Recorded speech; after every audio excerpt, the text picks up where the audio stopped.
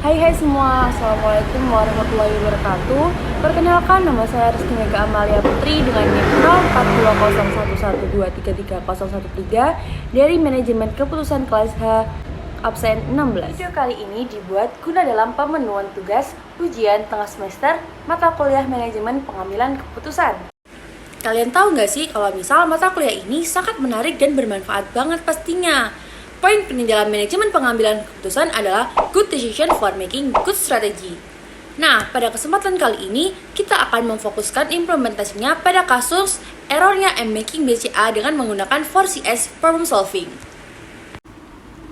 Perusahaan yang akan kita bedah kali ini adalah PT BCA atau Bank Sentral Asia Tbk, di mana bank ini adalah bank swasta terbesar di Indonesia.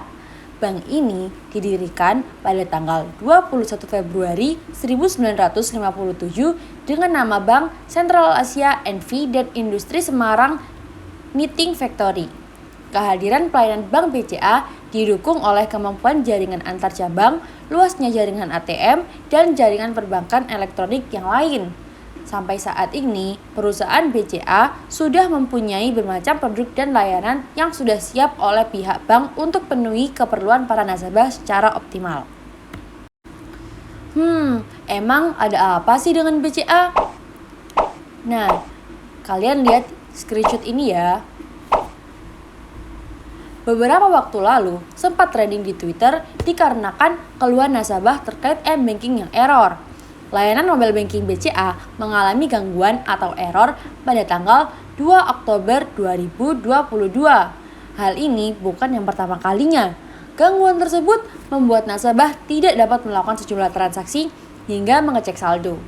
Beberapa masalah juga ada yang mengunggah screenshot pemberitahuan dalam aplikasi yang tertulis jika sistem sedang tidak bisa digunakan, seperti yang kita lihat tadi. Apa sih the 4CS problem solving itu? Yang pertama yaitu contain the problem, yang kedua cause the problem, yang ketiga correct the problem, dan yang terakhir yaitu control the problem. Yang pertama yaitu contain the problem. Ketika kita menemukan sebuah masalah, hal pertama yang harus kita lakukan adalah membatasi atau membuat boundary terhadap masalah tersebut agar tidak menyebar luas. Yang kedua yaitu cause the problem. Setelah membatasi masalah, penting untuk kita menemukan akar penyebab atau asal permasalahan. Secara sistematis, perlu mendefinisikan, menganalisis, dan mencari penyebabnya. Yang ketiga yaitu correct the problem. Setelah mencari penyebab masalah, kemudian mengambil tindakan cepat dan pragmatis untuk mengatasi dan pencegahan. Yang terakhir yaitu part paling penting, control the problem. Setelah masalah teratasi, selanjutnya manajemen menerapkan kontrol untuk mencegah kembalinya masalah. Dari penjelasan kasus sebelumnya dan keterangan tentang the 4CS problem solving, kita bisa mendefinisikan dan menjabarkannya sebagai berikut. Yang pertama yaitu contain the problem. Nah, kita bisa mendefinisikan masalah yang akan kita bahas pada kali ini yaitu errornya M-Banking BCA pada tanggal 2 Oktober 2022 yang menghambat transaksi para nasabahnya. Yang kedua yaitu cause, di mana kita akan menjabarkan tentang akar permasalahan yang terjadi dari permasalahan sebelumnya. Setelah ditelusuri lebih lanjut, ternyata permasalahan tersebut dikarenakan adanya peningkatan sistem atau layanan yang ada dari M-Banking BCA. Yang ketiga yaitu correct the problem. Dari pihak BCA sendiri sudah menyampaikan dan menanggapi bahwa mereka akan berupaya semaksimal dan secepat mungkin dalam menangani masalah tersebut.